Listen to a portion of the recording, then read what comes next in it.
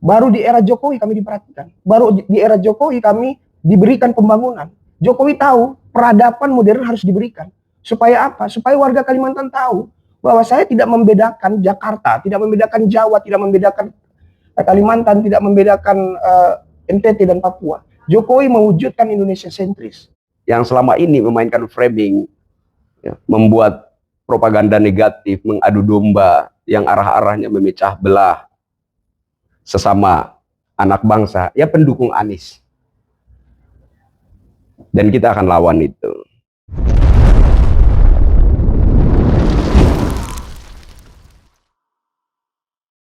Halo Pak Saudara semua, terima kasih karena sudah menonton video ini, video yang akan mengedukasi Pak Saudara semua tentang politik, terkhususnya politik dari Insinyur Haji Joko Widodo. Baik Pak Saudara semua, seperti yang Pak Saudara lihat, di depan beta ada dua orang hebat, para pendiri Barisan Geng Solo. Ada Abang Krisyanto Yenoni dan Abang Andre dari Kalimantan. Kabar baik, Abang Kris? Syukur, alhamdulillah, puji Tuhan, Astungkare sehat. Abang Andre? Alhamdulillah, puji Tuhan, luar biasa. Oke. Baik, sebelum beta melanjutkan atau memberikan pertanyaan-pertanyaan, beta mau sampaikan bahwa diskusi dalam podcast ini adalah diskusi yang santai, bebas. Jadi Pak Saudara, Abang berdua mau sambil minum, sambil merokok yang beta sudah siapkan dari uang saku sendiri, Pak Saudara, Abang berdua bisa nikmati apa yang dihidangkan di meja. Mantap, beta lanjut ya? Oke. Pertama beta mau menuju ke Abang Kris, karena saat ini Abang Kris adalah ketua dari Barisan Geng Solo. Abang Kris, kira-kira bisa jelaskan sedikit terkait tentang Barisan Geng Solo. Apa visi misi dari Barisan Geng Solo ini?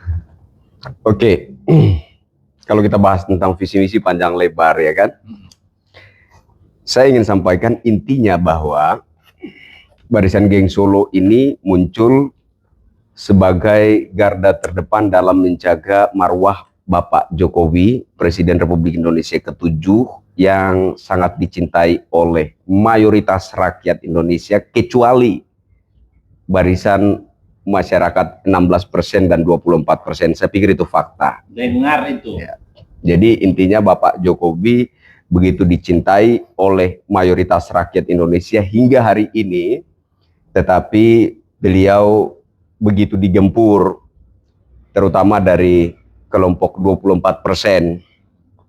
Nah, sehingga kami hadir, kami memproklamirkan diri kami, Barisan Geng Solo ini, sebagai garda terdepan menjaga marwah Bapak Jokowi. Dan syukur, alhamdulillah, puji Tuhan Astungkare, hingga saat ini Barisan Geng Solo sudah punya 18 DPD se-Indonesia. Kalau DPC-nya saya belum update, intinya sudah sangat banyak. Kami ingin membangunkan silent majority, mayoritas rakyat yang hari ini memilih diam. Memilih diam bukan karena tidak mencintai Bapak Jokowi. Diam bukan berarti tidak peduli dengan situasi dan kondisi perpolitikan tanah air kita. Diam karena rakyat itu sadar pesta politik sudah selesai, sudah usai, sehingga masing-masing kita sebaiknya berfokus dengan kegiatan, kan, pekerjaan. Tapi diamnya mayoritas rakyat Indonesia ini menurut saya, menurut kami Barisan Geng Solo itu disalah manfaatkan oleh barisan pembenci. Nah, sehingga kami muncul untuk katakanlah memposisikan diri sebagai pihak yang akan melakukan perlawanan. Apapun konsekuensinya, apapun resikonya kami siap ambil. Kami ingin melawan narasi-narasi propaganda sesat, narasi-narasi propaganda negatif yang intinya menyudutkan Bapak Jokowi dan keluarganya, mencoreng, menodai nama baik, citra, reputasi Bapak Jokowi. Kami ambil posisi sebagai lawan. Kami ingin melakukan perlawanan terhadap mereka. Nah, Geng Solo ini sendiri sebenarnya berkonotasi negatif. Jadi Bapak Jokowi itu seolah-olah raja mafia. Kami ingin membuat itu menjadi positif. Kami ingin menggiring itu dari makna yang berkonotasi negatif itu kepada suatu pengertian yang lebih positif.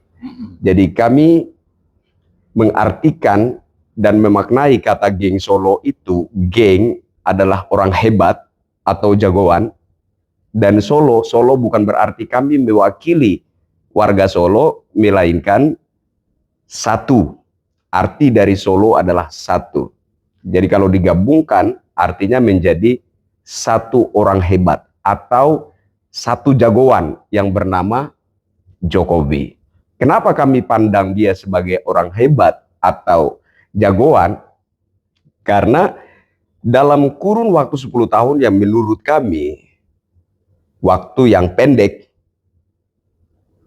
dia begitu terkonsentrasi membangun Indonesia dari Sabang sampai Merauke, Miangas sampai Pulau Rote, nyaris sempurna. Melalui program pembangunan Indonesia sentris, menyatukan Nusantara ini dari Sabang sampai Merauke, Miangas sampai Pulau Rote melalui pembangunan dan infrastruktur. Nyaris tersambung menyatu. Itu adalah bukti yang tidak bisa kita ingkari bahwa orang ini harus orang baik, harus jagoan, harus orang hebat. Kalau dia bukan orang hebat, kalau dia bukan jagoan, sangatlah tidak mungkin dalam kurun waktu 10 tahun dia bisa merealisasikan pembangunan yang menurut konsep saya, pembangunan gila-gilaan, pembangunan yang begitu luar biasa, mengagumkan, membuat rakyat mengelu-elukan sosok yang bernama Jokowi. Jadi geng Solo artinya satu orang hebat atau satu jagoan. Bukan sekedar orang hebat, bukan sekedar jagoan, tetapi dia juga sangat-sangat dicintai oleh mayoritas rakyat Indonesia. Kembali lagi, kecuali warga 16% dan 24%. Saya kira itu dulu. Oke, jadi poin yang disampaikan oleh Abang ini, organisasi Barisan Geng Solo ini adalah organisasi yang istilahnya menjaga marwah satu orang hebat, yaitu Insinyur Haji Joko Widodo. Jadi satu orang hebat didukung oleh barisan orang hebat. Barisan orang hebat. Amin. Amin. Oke, jadi mendengar dari tadi Abang sampaikan bahwa Pak Jokowi adalah satu orang hebat yang telah berhasil membangun Indonesia, bukan Indonesia di Pulau Jawa saja, tapi Indonesia sentris. Maka kita coba mau melemparkan pertanyaan ini pada Abang Andre. Abang Andre mungkin bisa jelaskan sedikit pada kita, dan terkhususnya orang-orang yang menonton video ini, lebih khususnya lagi kaum 16% dan 24%. Kira-kira Abang bisa memberikan contoh apa saja yang Pak Jokowi berikan pada Abang, terkhususnya di Kalimantan Timur, ya, terkhususnya di Kalimantan Timur itu, sehingga dia disebut sebagai satu orang hebat. Iya, makasih Bang Siwa. Pertama, sebelum saya ke situ, saya ingin menjelaskan, mungkin menambahkan, bahwa orang yang berada di barisan geng Solo ini bukan hanya sekedar orang yang cerdas, tapi orang yang berintelektual dan berintegritas. Kenapa saya katakan demikian? Karena kebanyakan dari pendukung Jokowi lebih memilih diam dan mengamati. Tadi kalau Kakak Oni bilang bahwa dia atau barisan geng Solo ingin membangkitkan silent majority untuk bersuara. Nah, kenapa silent majority itu fokus kita? Karena tadi saya sudah katakan bahwa ketika mereka diam, lalu lawan-lawan politik Pak Jokowi, pembenci Pak Jokowi, seakan-akan menganggap rendah Pak Jokowi. Mereka ingin membungkam politik Pak Jokowi dengan segala cara, bahkan sampai dengan cara-cara yang tidak etis, tidak manusiawi, yang bagi saya menurut kacamata saya. Dan tujuan barisan geng Solo ingin semua pendukung Jokowi, saya garis bawahi, semua pendukung Jokowi, pecinta Jokowi, untuk melawan narasi-narasi hoaks yang mereka bangun, melawan propaganda-propaganda negatif yang mereka bangun. Supaya apa? Supaya rakyat Indonesia itu clear bahwa Pak Jokowi selama kepemimpinannya 10 tahun 2 periode kemarin itu memang fakta dan nyata. Nah, oke, kalau Bang Siwa mengatakan kepada saya apa sih yang diberikan kepada kami yang orang di Kalimantan? Yang pertama, saya tidak akan berbicara ke IKN dulu. Itu IKN nanti next ya. Yang pertama adalah ketika Pak Jokowi datang ke Kalimantan. Presiden sebelumnya kalau mau dibilang datang ke Kalimantan itu bisa dikatakan tidak pernah. Kalaupun pernah, ya presiden ini hanya berdiri saja di tempat panggung gitu ya, terus atau di mobil menyapa sekedar dada-dada gitu ya. Dan itu bagi saya presiden hanya mencari panggung. Kalau saya katakan secara fakta, hanya jabatannya saja sebagai presiden. Tapi apakah presiden tersebut mau datang kepada rakyat, berbicara kepada rakyat, menanyakan rakyat apa keluhanmu? Itu yang pertama. Nah, Pak Jokowi melakukan itu di Kalimantan. Bagaimana Pak Jokowi sampai ke pelosok Kalimantan, bahkan sampai perbatasan Kalimantan yang berbatasan langsung dengan Malaysia. Beliau datang, beliau menyapa warga-warga Kalimantan, warga-warga asli Kalimantan. Nah, kemudian setelah beliau datang bertanya kepada warga Kalimantan, beliau tahu apa yang diinginin warga Kalimantan. Mungkin jalan. Mungkin Bang Siwa atau Kakak Oni, jalan Kalimantan itu sama dengan Papua. Bedanya jalan Kalimantan itu penuh dengan sungai, gitu ya. Nah, kalau di Papua penuh dengan lembah yang ekstrim gitu ya, itu bedanya. Nah, lalu Pak Jokowi berpikir bagaimana warga Kalimantan itu bisa menikmati akses yang baik. Jokowi memberikan itu. Jokowi tidak sekedar mengiyakan lalu lewat angin melupakan itu. Tapi Jokowi mengingat dan mewujudkan pembangunan itu di Kalimantan. Lalu kemudian apa? Pak Jokowi membagi rata apa yang diberikan Papua, apa yang diberikan NTT, apa yang diberikan kepada Sumatera. Dia membagikan Kalimantan IKN.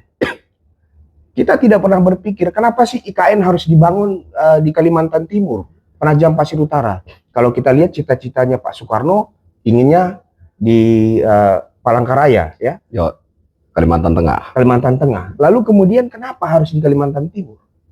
Pak Jokowi orang pintar, orang hebat. Karena Pak Jokowi tahu bahwa Kalimantan Timur adalah daerah yang tidak pernah gempa. Daerah yang dilapisi batu bara tebal, di mana batu bara itu memiliki kekuatan menahan gempa.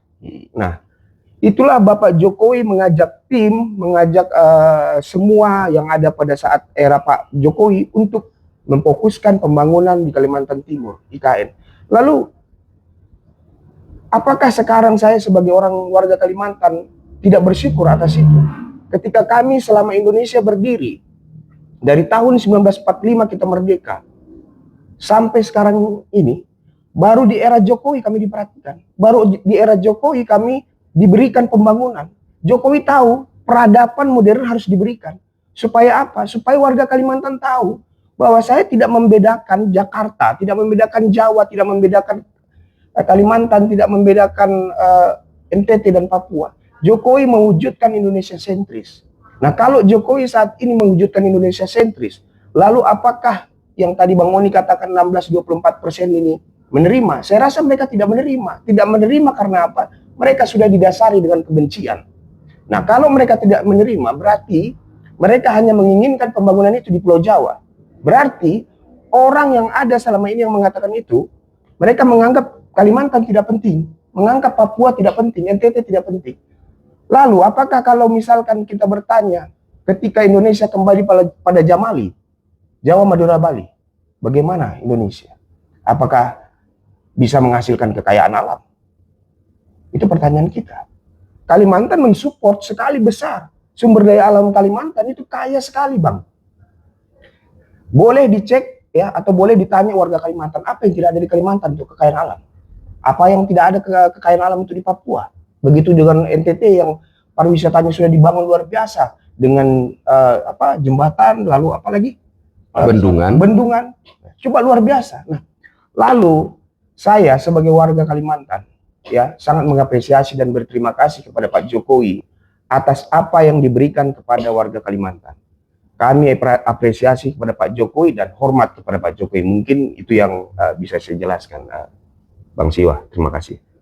Jadi luar biasa ya, seperti yang tadi Bang Andre sampaikan bahwa Pak Jokowi itu adalah pemimpin yang pembangunannya itu sangat luar biasa, merata, dan warga Kalimantan sendiri kalau mau dibilang itu untuk setoran dari Kalimantan ke pusat itu tidak kecil, tapi sebelum di zaman Pak Jokowi Kalimantan itu sangat tidak diperhatikan, tapi ketika Pak Jokowi duduk di kursi kepresidenan Kalimantan terkhususnya itu mulai merasakan adanya perhatian dari pemerintah pusat. Dan kita mau tambah satu lagi bahwa untuk pemindahan ibu kota ke Kalimantan itu di situ terselip satu keadilan yang sangat luar biasa, karena ibu kota itu berada di tengah-tengah Indonesia. Jadi wilayah barat mau ke ibu kota dia ke tengah, wilayah timur mau ke ibu kota dia di tengah. Jadi ketika semua pemerintah itu ada dan bekerja di Kalimantan, maka dia akan tinggal bergerak ke kiri dan bergerak ke kanan sehingga pemerataan itu akan terasa. Jadi itu satu pikiran jenius dari Insinyur Haji Joko Widodo. Baik, tadi ada sempat menyinggung tuh terkait dengan kaum 16% dan kaum 24%. Sebelum kita ke Abang Oni, kita mau mendengar sedikit pernyataan atau pendapat dari Abang Andre terkait dengan kaum 16% dan kaum 24% itu. Kira-kira yang Abang Andre lihat di media terkhususnya, apa yang mereka lakukan terhadap Pak Jokowi sehingga Abang menyebut kaum 24% dan 16% itu? Iya, jadi begini, Bang Siwa. Kita tahu bahwa perpolitikan Pak Jokowi itu adalah the winner ya. Beliau itu tidak pernah kalah mulai dari wali kota, gubernur hingga presiden. Dan ketika Pak Prabowo bersama Pak Jokowi juga menang gitu ya. Dalam 10 tahun, Pak Jokowi itu membubarkan ormas terlarang. Di mana ormas tersebut ya kita tidak usah tutup mata lagi. Front Pembela Islam dengan HTI. Nah, Pak Jokowi sekali lagi saya harus katakan dia orang cerdas, dia orang pintar. Nyalinya bukan sekedar omon-omon ya, nyalinya memang luar biasa. Presiden sebelumnya apakah berani membubarkan ormas terlarang ini? Ormas radikal ini? Apakah berani? Justru memamah biak kalau saya katakan. Mereka mencoba memprovokasi, memecah belah, gitu kan. Lalu kemudian di sela-sela waktu mereka melakukan propaganda yang tidak baik terhadap masyarakat. Contoh apa? Saya akan mengambil contoh pada DKI, Gubernur DKI. Saya akan berbicara kepada PENIS ini ya, pendukung Anies. Oh, ya, singkatannya PENIS. PENIS, ya, pendukung Anies. Nah, jadi saya waktu itu, saya warga Kalimantan, tapi ketika berita propaganda ini disiarkan di media, maka pasti wilayah lain pun menikmati ya. Di mana pada saat itu pemilihan gubernur antara Ahok dengan Anies Rashid Baswedan. Nah, Anies pada saat maju memainkan polarisasi politik identitas. Melalui siapa? Melalui orang HTI. Siapa orang HTI itu? Ya kita tahu yang ditangkap itu ya. Saya tidak akan menyebutkan nama. Nanti mereka akan bilang wah ini fitnah gitu. Padahal memang dia udah ditangkap dan terbukti gitu kan. Nah kemudian Ahok dipenjara. Hanya kata selip bibir ya. Lalu kemudian perpecahan terjadi. Di mana perpecahan itu identik dengan agama. Memang tidak sampai pukul-pukul atau apa, tetapi perang narasi. Di mana orang berani mengatakan kamu tidak masuk surga ketika tidak pilih Anies. Ya kan? Dengan memilih orang kafir kamu masuk neraka. Logika apa itu yang dipikir seperti itu? Saya rasa itu tidak masuk logika. Jadi itu propaganda yang dilakukan. Nah lalu kemudian dari situ Pak Anies maju sebagai calon presiden. Hal yang sama dilakukan ketika ada ungkapan dari saya kurang tahu itu ustadz atau apa yang mengatakan bahwa Anies mendapatkan dompet dari surga. Ini saya agak lucu ini Bang Oni, agak lucu. Oh, iya. Kata apa ini? Yang katanya di dalam dompet itu ada isi sehelai jembut itu. Selai rambut, ya nggak tahu selai rambut apa jembut itu saya nggak tahu. Nah, Oh iya. apakah secara nalar kita berpikir dompet itu bisa turun dari atas? Oke, katakan manusia pernah ke surga, apakah dompet itu turun dari surga? Apakah dompet ada di surga? Itu kan pertanyaan kita. Nah, tetapi orang-orang yang fanatik ya akan mempercayai itu dan akan menyebarluaskan itu. Maka yang terjadi apa? Orang akan mendiskreditkan, menggunakan kata diskriminasi dalam Pilpres kemarin. Tetapi puji Tuhan bagi saya adalah rakyat Indonesia sudah cerdas. Sangat-sangat cerdas saya katakan. Kenapa? Karena mereka tidak memilih Anies adalah menyelamatkan bangsa ini dari orang-orang jahat, dari orang-orang yang mabuk agama, dari orang-orang yang bisa dikatakan ingin mencoba membuat gaduh antar agama. Bayangkan kata pribumi selalu disebutkan, kata non pribumi selalu disebutkan. Ini kan secara tidak sadar ini sudah mengundang narasi hasrat kita untuk berpikir liar. Makanya saya selalu berpikir 16% ini adalah mungkin 24%. 24%. Oh, 24%. Oke ya, 24%. Adalah mungkin orang yang apa ya, sudah terlanjur percaya sekali dan termakan doktrin. Jadi saya berpikir Bang Siwa, Kak Oni, saya selalu menggaungkan HTI harus dilawan. Karena bagi saya, jiwa nasionalisme saya terhadap bangsa ini, cinta saya terhadap bangsa ini terlalu besar. Ketika mereka mencoba ideologi khilafah dan merubah ideologi Pancasila kita yang sudah diperjuangkan oleh pejuang-pejuang kita, rela mati di tanah perang, lalu mereka mau mencoba itu, saya tidak terima. Saya katakan saya tidak terima. Indonesia bukan perjuangan hanya orang Jawa. Indonesia perjuangan orang Papua, perjuangan orang NTT, perjuangan orang NTB, orang Kalimantan, dan semua seluruh Nusantara. Lalu apakah perjuangan yang menghasilkan sebuah ideologi Pancasila itu harus dirubah dengan ideologi khilafah? Saya tidak akan menerima kalau soal itu. Jadi saya berharap warga Indonesia ini untuk sudah merubah pola berpikirnya.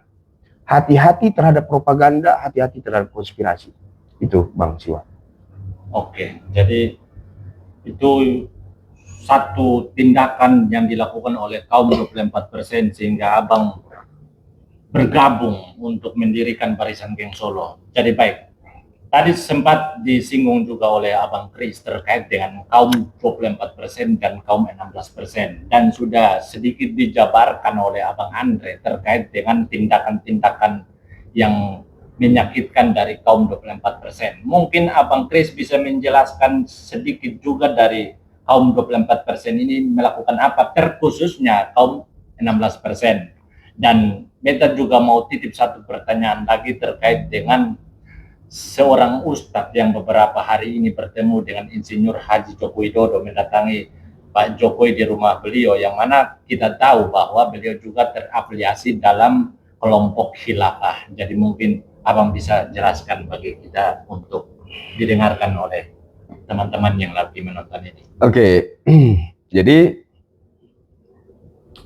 pada dasarnya negara kita menganut demokrasi. Artinya seluruh warga negara Indonesia berhak mengutarakan pendapatnya di muka umum. Seperti apapun pandangannya silahkan diutarakan di muka umum. Tetapi kita juga harus jujur bahwa prinsip demokrasi suara terbanyak haruslah yang diterima, diakui, dan dihormati sebagai suara rakyat. Suara rakyat, suara Tuhan, betul. Tapi merujuk kepada prinsip demokrasi, apakah suara-suara yang saat ini sedang digaungkan bisa kita pandang sebagai representasi suara rakyat? Oh tidak. Kenapa? Karena suara rakyat itu ada pada Pak Jokowi. Kembali lagi, mayoritas suara itu yang punya legitimasi sebagai suara rakyat.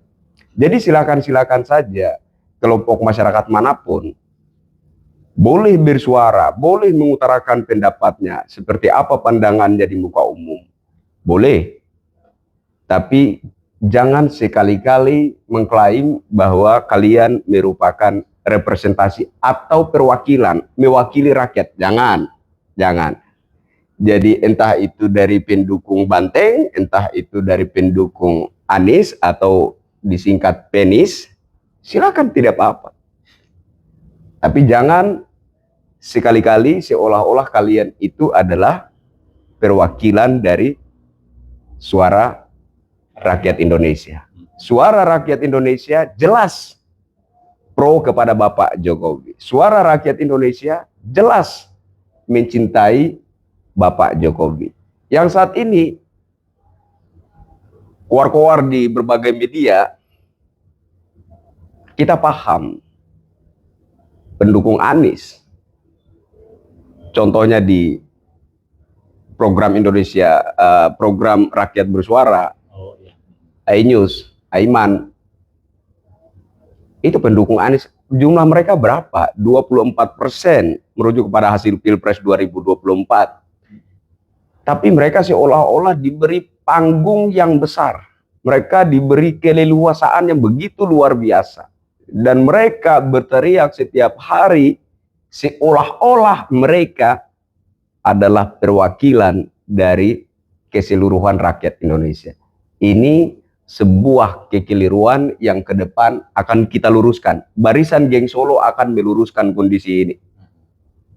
Nah, sekarang kita bicara tentang Pak, siapa yang kemarin mendatangi Bapak Jokowi? Abu Bakar Basir. Pak Abu Bakar Basir. Info yang saya terima, A1, bahwa kedatangan dia itu dadakan. Tanpa koordinasi terlebih dahulu, pemberitahuan tidak ada, juga tidak diundang oleh Presiden ke-7, Bapak Jokowi. Oh, tidak diundang? Tidak diundang. Oh. Berarti langsung dadakan ya? Langsung, dadakan. Tapi kok yang tersebar kan katanya di TikTok ya khususnya. Itu disetting lah atau apa gitu. Enggak. Datangnya tiba-tiba, dan saya melihat ada sambutan yang begitu hangat dari Bapak Jokowi. Kenapa Bapak Jokowi menyambut dengan begitu hangat? Karena pada dasarnya Bapak Jokowi itu menghormati yang namanya tokoh agama. Apapun ideologinya, intinya tokoh agama. Jadi, saya juga melihat ada berbagai narasi yang dibangun untuk nge-framing peristiwa pertemuan Pak Abu Bakar Basir dengan Pak Jokowi, yang konon permintaan Pak Abu Bakar Basir meminta Bapak Jokowi untuk bela Islam dan segala macam. Seolah-olah Bapak Jokowi itu pro kepada HTI. Seolah-olah Bapak Jokowi itu pro kepada EPI dan seterusnya dan seterusnya. Saya pikir tidak begitu. Sambutan hangat yang ditunjukkan oleh Bapak Jokowi kepada Pak Abu Bakar Basir itu merupakan bentuk penghormatan sang Insinyur Haji Joko Widodo kepada orang yang ada label tokoh agama.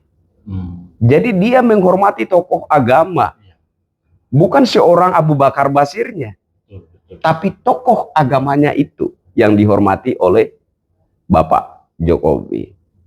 Tapi mulai di framing ke sana kemari, kita sudah paham bahwa yang memainkan framing, yang selama ini memainkan framing, ya, membuat propaganda negatif, mengadu domba yang arah-arahnya memecah belah sesama anak bangsa, ya pendukung Anies. Dan kita akan lawan itu. Kita akan lawan itu. Terkait dengan permintaan Pak Abu Bakar Basir meminta Bapak Jokowi untuk bela Islam, mohon maaf, ini ranah agama, ranah sensitif. Tapi menurut saya itu sebuah kekeliruan. Kenapa? Indonesia akur Bhinneka Tunggal Ika sampai sekarang. Indonesia teguh berdiri di atas falsafah Bhinneka Tunggal Ika. Kita tahu ada kelompok-kelompok masyarakat tertentu yang tidak menerima ini. Apapun itu, kita harus sepakat bahwa tanpa Bhinneka Tunggal Ika, negara ini rapuh. Kalau kita mundur ke belakang, kita bicara tentang kemerdekaan. Semua orang bisa mengklaim, kakek saya pahlawan, dulu perang, berlumuran darah, keringat, segala macam, mati di medan pertempuran, dan seterusnya, dan seterusnya. Lantas apakah saya boleh mengklaim bahwa saya paling istimewa di Republik ini? Oh tidak. Apakah saya boleh mengklaim bahwa yang berjuang memerdekakan bangsa Indonesia ini adalah dari pihak satu kelompok atau satu golongan saja? Oh tidak. Ingat, tanpa Sumpah Pemuda yang merupakan faktor pendorong persatuan itu terjadi. Tanpa itu, mungkin Indonesia belum merdeka hingga hari ini. Tanpa Sumpah Pemuda, satu bangsa, satu tumpah darah, satu bahasa. Tanpa Sumpah Pemuda itu, mungkin hari ini Indonesia belum merdeka. Indonesia merdeka karena ada persatuan. Ini kan ada kaitannya dengan pola propaganda yang dimainkan oleh penjajah. Divide et impera, kalau saya nggak salah itu istilahnya. Memecah belah. Pola pemecah belah yang dimainkan oleh penjajah. Jadi Indonesia mau merdeka seperti apa? Karena pola pemecah belah itu dimainkan dengan begitu hebat.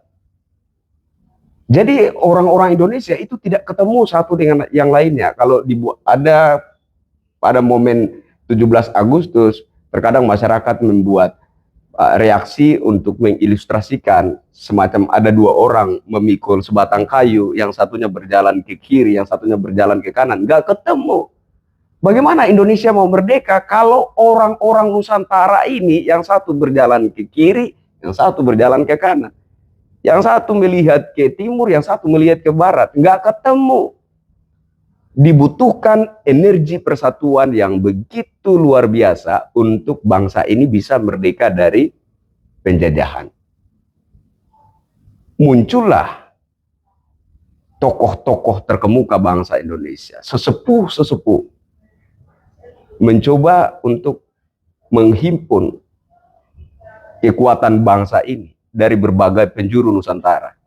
Lalu tercetuslah yang namanya Sumpah Pemuda. Kami bersumpah, kami berjanji, kami satu bangsa, kami satu tumpah darah, kami satu bahasa, kami satu.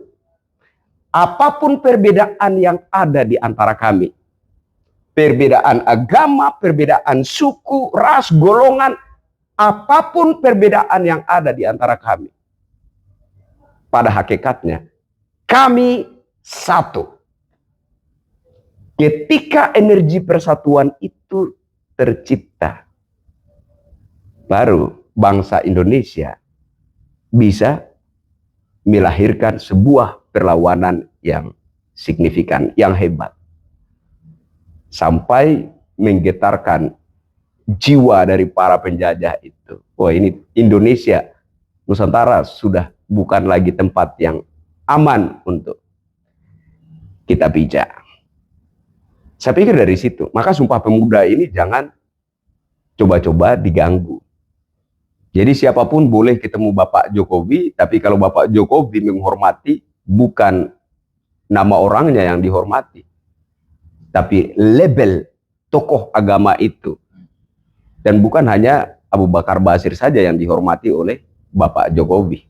Yang namanya tokoh agama, juga tokoh masyarakat di mana-mana, di semua tempat yang didatangi oleh Bapak Jokowi, semua dihormati. dari yang dikenal secara nasional maupun yang tidak dikenal di daerah-daerah, semua dihormati oleh Bapak Jokowi. Yang tidak bisa dihormati oleh Bapak Jokowi adalah kepentingan asing yang niatnya ingin terus mengeruk kekayaan alam bangsa Indonesia. Saya kira itu dulu, nanti kita melebar kemana-mana. Oke, menarik nih. Ada satu pernyataan yang tadi sempat tuh menyinggung tentang Sumpah Pemuda, yang mana datangnya para penjajah sehingga para bapak bangsa mengadakan suatu tindakan berupa persatuan sehingga Indonesia ini mendapatkan kemerdekaan. Ini satu hal yang menarik. Muncul pertanyaan, kira-kira sebelum kita masuk ke pertanyaan, tadi kan sempat singgung juga, dengan persatuan itu maka melahirkan suatu kekuatan besar sehingga melahirkan kemerdekaan, ya kan? Nah, muncul pertanyaan, apakah ke depan Barisan Geng Solo ini akan melakukan seperti yang dilakukan oleh para tokoh bangsa itu untuk mengadakan persatuan di negara ini? Pertanyaan ini kita berikan pada Pak Ketua selaku yang pendiri Barisan Geng Solo, Abang Kris. Saya ingin luruskan itu. Pendiri Barisan Geng Solo ada 5 orang. Ya, saya salah satunya, Kristianto Yen Oni, DJ mantan anak jenderal, Andre Borneo, Bunda Yohana, dan host sendiri. Jadi kita berlima adalah pendiri. Berbicara tentang persatuan, apakah pengaruh Barisan Geng Solo ini kepada persatuan? Saya pikir dari pendiri yang 5 orang ini saja sudah mencerminkan persatuan. Saya dari NTT, Pulau Alor, Abang Hos, Bang Siwa dari Kupang, NTT juga, ada Bang Andre dari Kalimantan, ada Bunda Yohana dari Batam, ada Bu DJ mantan anak jenderal. Ini merupakan cerminan dari persatuan. Nah, kemudian kita melihat dari pengembangan organisasi Barisan Geng Solo yang mula-mula menyebar di daratan Jawa dan saat ini sudah melebar ke Sumatera, Sulawesi, bahkan Kalimantan, bahkan sampai perbatasan, iya. Papua sementara digarap ya. Ya. Ini adalah cerminan dari persatuan. Persatuan itu penting. Karena persatuan itulah kunci bangsa ini merdeka. Tanpa persatuan, kemerdekaan merupakan mimpi buruk menurut saya yang tidak akan pernah menjadi kenyataan. Maka persatuan ini harus kita rawat bersama-sama. Kita tidak menciptakan persatuan. Persatuan sudah ada, tinggal kita merawatnya saja. Kita tidak berperang angkat senjata, tembak-tembakan dengan penjajah untuk merdeka, tidak. Kemerdekaan sudah ada, tinggal kita rawat saja. Tinggal kita jaga saja. Kalau Anda tidak mau menjaga, angkat kaki dari republik ini. Jadi, kalau berbicara apa ke depan pengaruhnya Barisan Geng Solo terhadap persatuan, kita akan menyadarkan masyarakat untuk betul-betul menyadari bahwa berdirinya negara ini di atas fondasi persatuan. Tanpa persatuan, negara Republik Indonesia hanya mimpi. Tapi karena persatuan, bangsa Indonesia merdeka, berdiri republik yang kemudian oleh hasil konsensus para pendahulu bangsa, lahirlah semboyan Bhinneka Tunggal Ika, Pancasila sebagai dasar negara, Undang-Undang Dasar 1945. Itu harus kita rawat. Tidak boleh diutak-atik. Kalau peraturan atau undang-undang yang sifatnya teknis, bagaimana pemerintah dalam menata kelola bangsa ini, saya pikir welcome saja, silakan. Kalau ada amandemen dan lain sebagainya, silakan. Tapi yang sifatnya ideologi, yang kemudian menyulut energi persatuan bangsa Indonesia, jangan kau utak-atik. Jangan ada paham lain selain Pancasila, Undang-Undang Dasar 45, Bhinneka Tunggal Ika, NKRI, Sang Saka Merah Putih. Jangan ada paham lain selain itu. Paham apapun di luar dari itu adalah hama, toksik, penyakit bagi Republik ini dan harus kita lawan. Dan kalau kita bicara tentang Bapak Jokowi, kalau Anda katakan saya cinta NKRI tanpa mencintai Bapak Jokowi, cintamu terhadap NKRI tidak sah. Kalau kamu cinta NKRI, kamu pasti cinta Bapak Jokowi.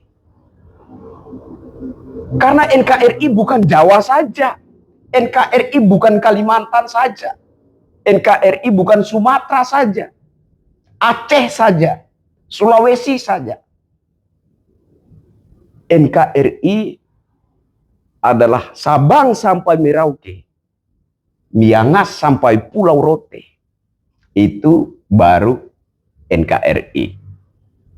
Nah, Jokowi mewujudkan persatuan negara Republik Indonesia itu melalui pemerataan pembangunan. Memang ini tidak disukai oleh kelompok masyarakat tertentu, terutama kubu yang selalu kalah dalam pertarungan politik. Sudah pasti membenci Bapak Jokowi. Kemudian kaum perongrong yang tidak ingin bangsa ini terpecah belah. Saya izin melebar sedikit. Kalau sampai bangsa Indonesia ini terpecah belah, hilanglah kekuatan bangsa ini. Ada pihak asing yang ingin mempreteli bangsa Indonesia ini sehingga terpecah belah menjadi negara-negara kecil. Kita tahu tentunya apa tujuan mereka. Ketika bangsa Indonesia ini terpecah belah, maka hilanglah kekuatan persatuan itu. Sehingga pihak asing akan lebih mudah mengobok-obok. Kalimantan misalkan yang kaya dengan sumber daya alamnya. Papua misalkan yang kaya raya dengan hasil buminya. Itu akan lebih mudah diobok-obok, akan lebih mudah dikeruk. Tapi ketika bangsa ini bersatu, terlepas apapun kekurangannya. Namanya dunia. Ada kekurangan. Tapi satu poin yang tidak bisa diganggu-gugat dari kita, yaitu kekuatan persatuan Indonesia itu. Kita akan menyadarkan masyarakat untuk apapun problem yang sedang dihadapi oleh bangsa ini, jangan lupakan persatuan Indonesia. Satu tumpah darah, satu bangsa, satu bahasa. Kita Indonesia. Apapun suku, ras, agama, golonganmu. Ingat, kita Indonesia. Tentu saja itu hal utama yang diusung oleh Barisan Geng Solo. Sekian. Oke, baik. Tadi juga sempat Abang sampaikan, menyinggung sedikit ya, dengan pihak asing. Tapi menariknya juga tadi Abang Andre sedikit menyinggung kaum 24% dan kaum 16%. Sebelum beta mau bertanya tentang pihak asing, ada karena beta pernah dengar atau melihat Abang Andre itu pernah membahas terkait dengan Pak Jokowi itu pernah menyetir pihak asing, terkhususnya seperti ruang udara, batu bara, pernah tuh beta lihat. Kalau mungkin Abang masih ingat, mungkin sebentar Abang bisa jabarkan sedikit. Tapi sebelum masuk ke situ, mungkin Abang bisa jelaskan sedikit terkait dengan tadi sempat disinggung oleh Abang Kris bahwa Barisan Geng Solo ini saat ini sedang menjaga persatuan. Tapi coba kita geser, apakah Barisan Geng Solo ini akan menarik juga para kaum dari 24% dan kaum 16% untuk bersatu, atau Barisan Geng Solo hanya mau bersatu dengan para pendukung dari Pak Jokowi saja? Jadi sebelum abang jawab itu, abang nanti sebentar juga bisa menjawab atau menceritakan terkait dengan kisah Pak Jokowi dengan pihak asing. Ya tadi yang ditanya apa? Apakah 24% dan 16% mau? Apakah Barisan Geng Solo ini ke depan akan merangkul untuk dari kaum 24% dan 16% mau bersatu juga untuk menjaga NKRI ini saja, atau fokusan pada 57% saja? Ya, bagi saya dalam demokrasi ya, kalau untuk menjaga persatuan, walaupun berbeda harus menjaga persatuan. Tetapi kembali lagi pada doktrin. Kalau doktrin yang tadi saya katakan bahwa doktrin itu doktrin yang memang bersumber dari mereka kaum HTI, maka mereka secara tidak langsung tidak menjaga persatuan. Bahkan sebaliknya, itu bagi saya. Nah, kalau dibilangnya menjaga persatuan saat ini, mungkin ya kaum 58%. Kenapa? Datanya saya sudah berbeda. 16, 24, 58. Artinya 58% lah yang menjaga persatuan. Kenapa? Ya saya masa harus menceritakan lagi Pak Prabowo itu gabung dengan Pak Jokowi gitu. Untuk apa? Untuk menjaga persatuan. Nah, artinya apa? Ketika Pak Prabowo menang menjadi presiden, berarti 58% ini menjaga persatuan dengan tidak memilih mereka. Nah, kalau dibilang 16-24% harus menjaga persatuan. Tapi kalau doktrin yang masuk, doktrin HTI, ya bagi saya mereka tidak menjaga persatuan. Justru mereka menginginkan perpecahan di bangsa ini. Karena apa? Ideologi Pancasila mau disingkirkan. Ideologi khilafah yang mau dia dirikan di bangsa ini. Saya tidak terima kalau mereka mau mendirikan ideologi itu. Emosional saya pasti akan meronta-ronta itu, Bang Siwa, ketika mereka mencoba itu. Bahkan saya akan bersuara untuk melawan mereka. Nah, jadi, kalau kembali ke pertanyaan bagaimana Pak Jokowi ya terhadap asing. Pak Jokowi saya kembali harus mengatakan beliau orang pemberani. Ada Blok Rokan, Blok Mahakam, Freeport, ya, itu diambil alih. Bayangkan saja orang mungkin, tapi saya harus jelaskan dulu, saya backgroundnya sarjana perminyakan gitu ya. Jadi saya harus menjelaskan ini, mungkin agak panjang. Chevron mengerok hasil kekayaan alam kita berapa tahun, mungkin bisa di searching, puluhan tahun. Lalu Total berapa tahun?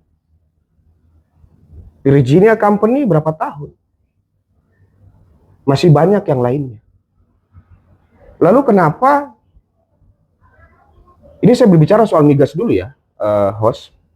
Lalu kenapa Jokowi... Secara umum saja juga tidak apa-apa. Oh, tidak apa-apa. Berarti Freeport juga ya. Nah, lalu kenapa Jokowi memulangkan mereka? Selama ini kan Jokowi dipitnah pro antek asing. Yang fakta sebenarnya justru dibalikkan kepada Jokowi. Karena dasar kebencian. Jokowi mengembalikan kedaulatan bangsa ini, kekayaan alam bangsa ini demi siapa? Demi Indonesia.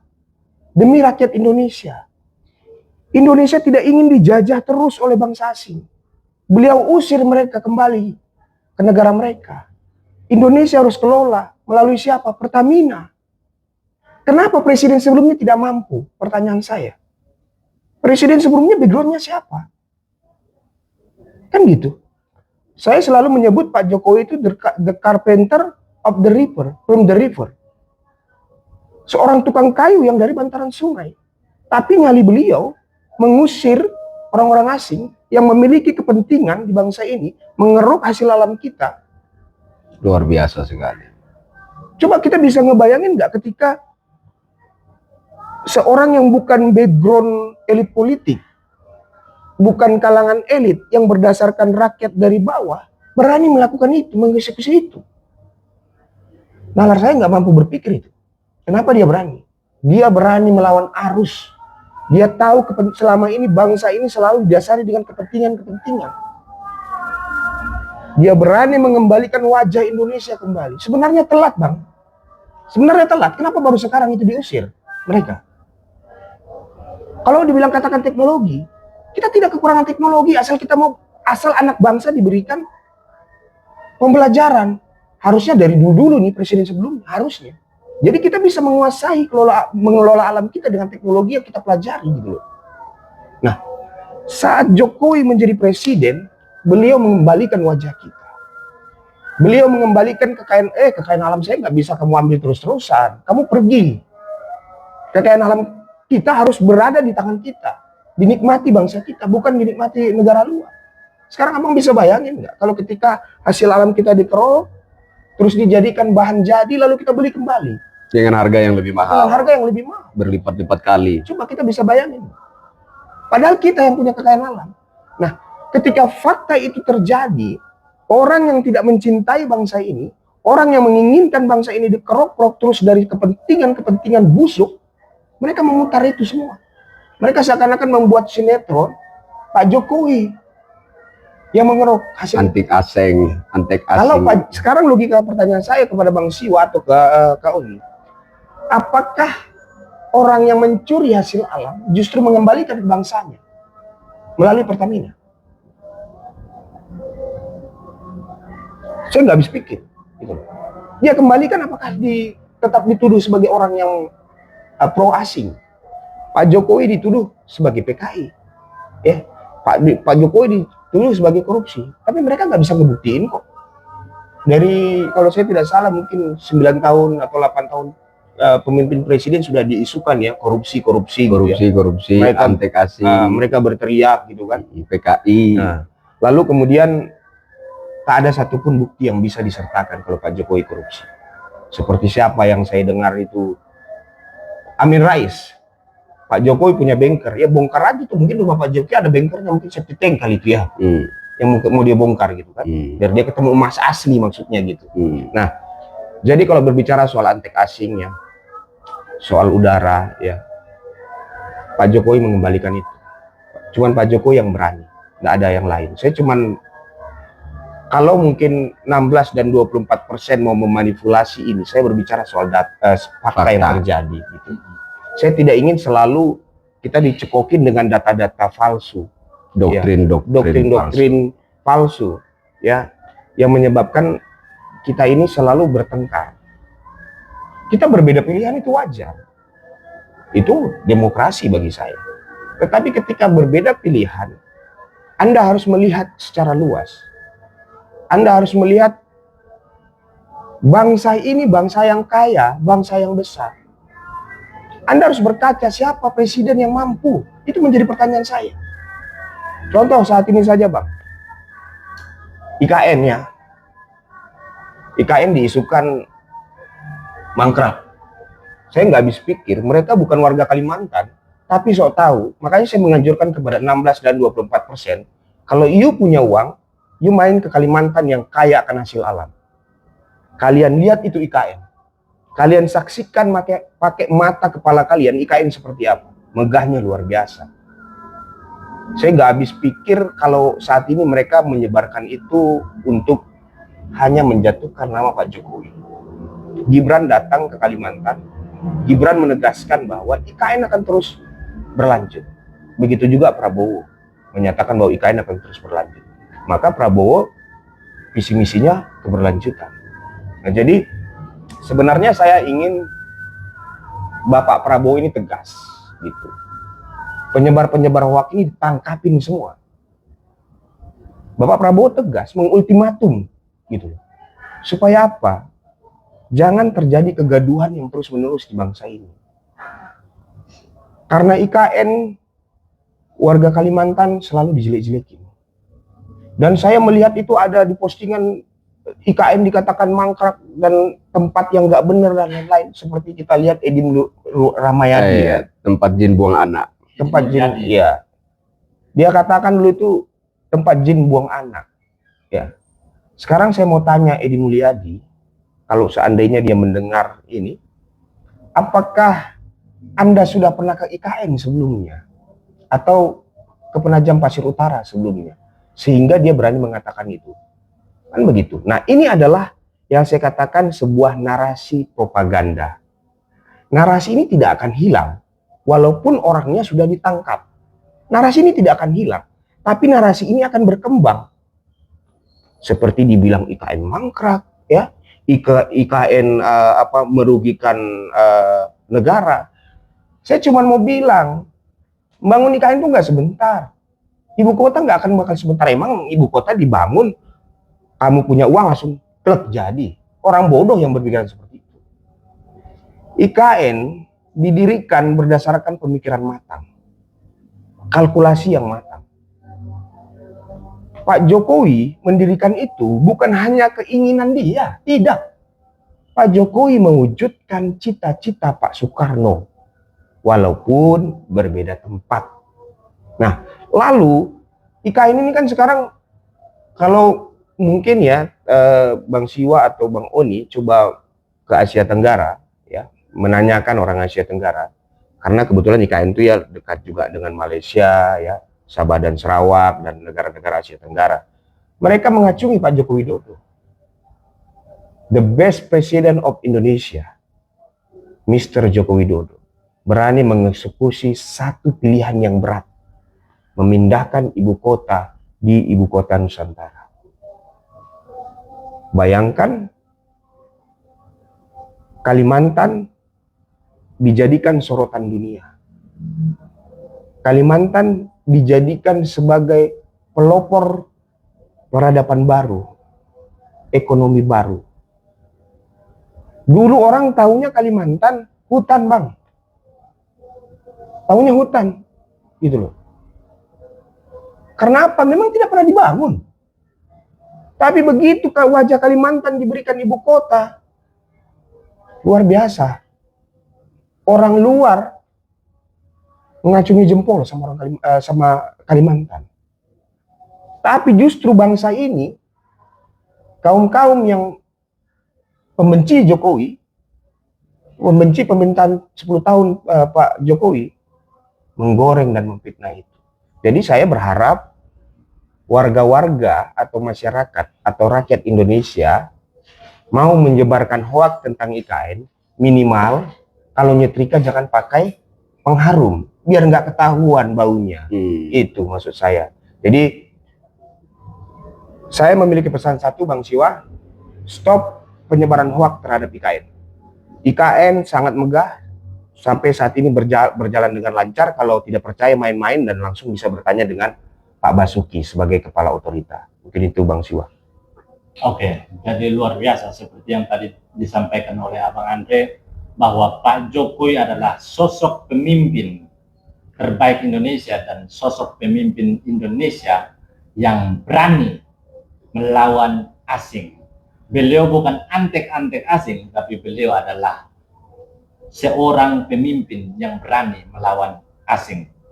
Nah, untuk terakhir, pertanyaan terakhir untuk Abang berdua. Tadi tuh sempat disampaikan oleh Abang, lebih tepatnya menyinggung Amin Rais dan Edi Mulyadi.